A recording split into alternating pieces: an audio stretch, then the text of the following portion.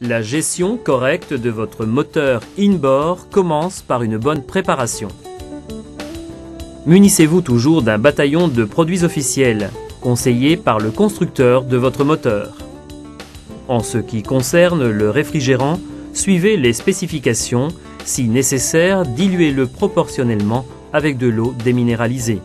Ne travaillez qu'à moteur éteint et uniquement lorsque la température est redescendue.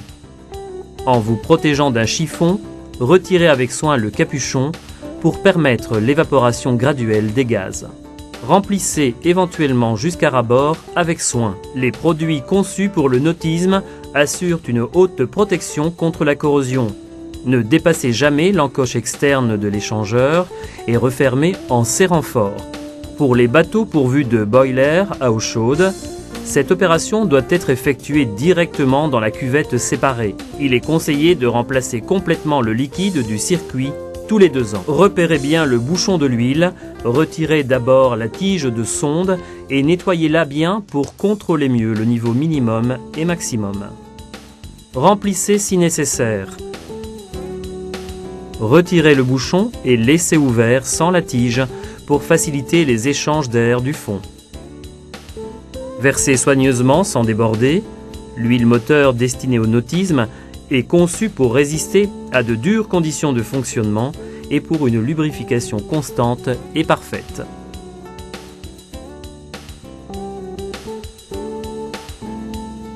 Vérifiez le bout de la tige en l'appliquant sur du papier absorbant jusqu'à atteindre le niveau désiré.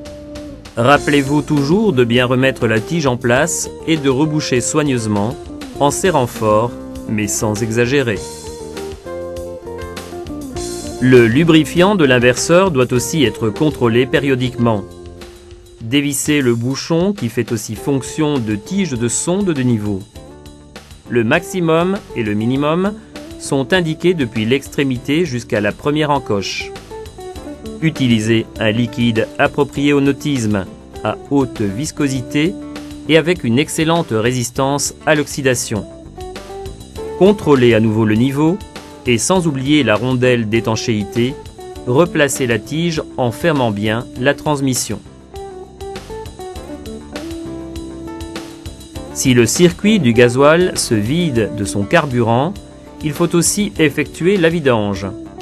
Appuyez un morceau de papier autour du récipient du filtre à gasoil, dévissez l'écrou sur la partie supérieure et actionnez la pompe manuellement en faisant sortir toutes les bulles d'air du circuit. Lorsque le gasoil sort, refermez bien le réservoir et nettoyez.